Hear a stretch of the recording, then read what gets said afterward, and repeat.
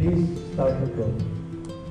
Handshake, and Divya with the white pieces opens with pawn to c4. The English opening is on the board, and Gulrukhbegim goes knight to f6. Now, Gulrukhbegim represented USA for a few years, but originally she is from Uzbekistan, and with the Uzbek chess getting stronger, she is representing her home country now. e5 played. We have the English opening here, and Divya brings out her knight to f3, attacking the pawn on e4, e5. Knight comes out to c6, and now there are many ways to play g3, d3, even a3 is not big problem. e3 played here by Divya, and the main move here is bishop to b4, but e4 played, and this is not particularly a great move by Gulrukhbegim. Knight to g5.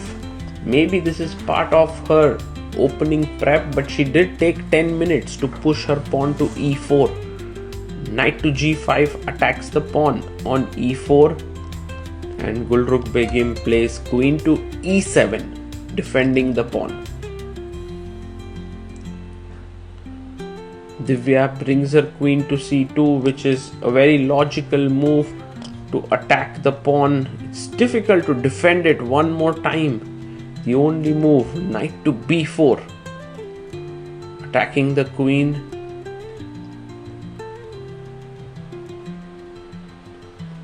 And Divya brings her queen back to b1. This is attacked. a3 is threatened. And so the only move perhaps here, d5. So that if you take c takes d5, now bishop f5, followed by maybe knight d3, and black is doing quite well. So maybe for Divya, the first thing to do is to kick the knight away on b4, and that is exactly what she does. She plays pawn to a3, and I guess Gulrukhbegim has to give up her knight to get the light squared bishop here. But instead she goes h6, and this is not a good move, because now there's an intermezzo to take on e4, and that's exactly what Divya does. She takes the pawn on e4, and Gulrukh is actually going to lose a pawn here. D takes e4, and now take the knight on b4.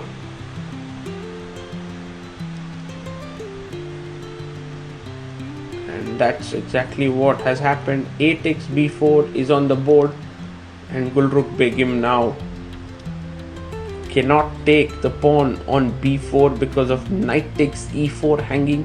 She goes and defends the pawn on e4, and Divya has many ways to play. One of the most natural moves is b5, and you're simply a pawn up.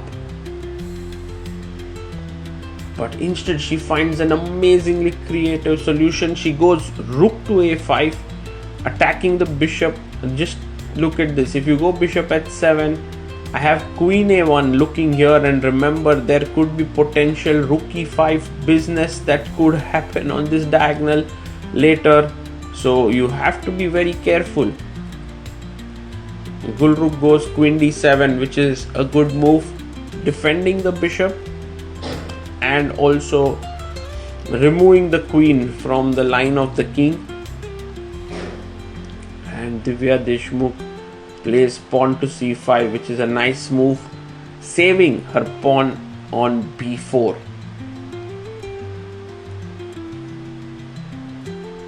Black plays bishop to e7, planning to castle here, and Divya can continue normally, but she plays queen a2, which I like a lot, because now she is threatening to win this pawn on a7, pawn to a6, and b5 could be a nice interesting idea, but you are afraid of this kind of line. But here rook a4, and white is doing quite well. But look at this move that Divya has played. She's pushed her pawn to c6, sacrificing it. B takes c6. Naturally, queen takes would be a mistake because of rook takes f5. That's a free bishop. So pawn takes, and now b5. What a move. Divya playing power-packed chess. If you take ab5, rook is hanging. cb5 is met with bishop b5. You have c6, but maybe this is what she has in mind. Gulrukh says, I'm actually going c5. But now Divya can take the pawn on a6. So she continues being a pawn up. This time, the quality of the pawn has improved. a6. What a strong pawn white has. Black castles here. And now white needs to finish her development. That's exactly what Divya does. Bishop e2 with the idea of short castling.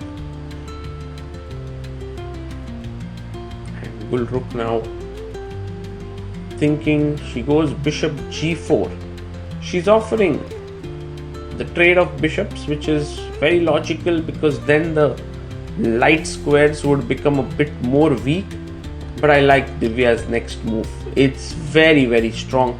She's offering a trade of queens, and she is ready to do that. She is a pawn up. So Gulrukh can avoid it with pawn to c6, but she decides to take the bishop on e2, which means that now Divya can first trade queens and then pick up the bishop, which should be in her favor. She does it. Queen takes queen, knight takes, and now king takes makes a lot of sense to make way for the rook to move, and that's exactly what she does. King takes e2.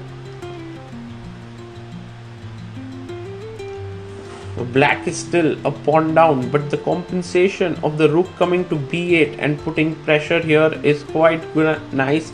Firstly, the e4 pawn is protected, so knight e4 isn't hanging. Pawn to g4, power-packed play here by Divya Deshmukh. Love the energy actually. Takes, knight e4 is something that she wants. g6 played here by Gulrukh. Maybe a bit passive, because you can take and activate your rook on g1, and she goes rook g1. Very good move by Divya. She's almost in a winning position here. King at 7, and now pawn takes pawn. Pawn takes pawn is a good idea. She takes it. Pawn takes, and one of the moves that would be very cool is to get the bishop on this long diagonal. That would be very strong. And exactly what she does. b3. Love this move. Pawn to b3 with the idea of bishop b2. And bishop d6 played here by Gulrukh. But now bishop b2.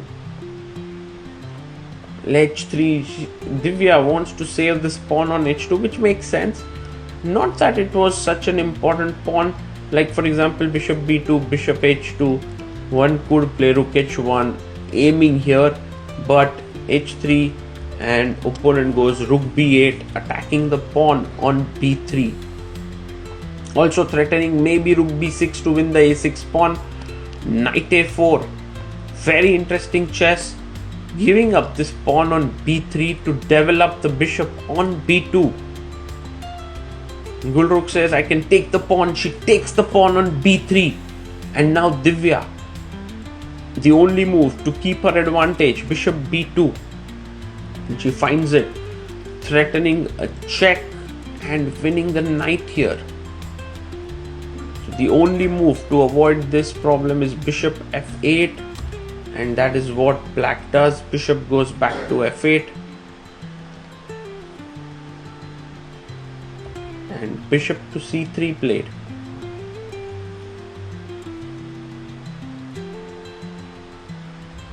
The rook comes up to a7. And maybe now Divya starts putting pressure on the king side. She wants to go h5. Maybe rook g6 in. c6 played here. And knight to b2. Ooh, she's rerouting the knight to c4. Divya doing this in style. Rook b5. Maybe just rook comes back to a1, a2, a3. All is well. She goes rook a2. And knight to b6. Stopping the knight from jumping in.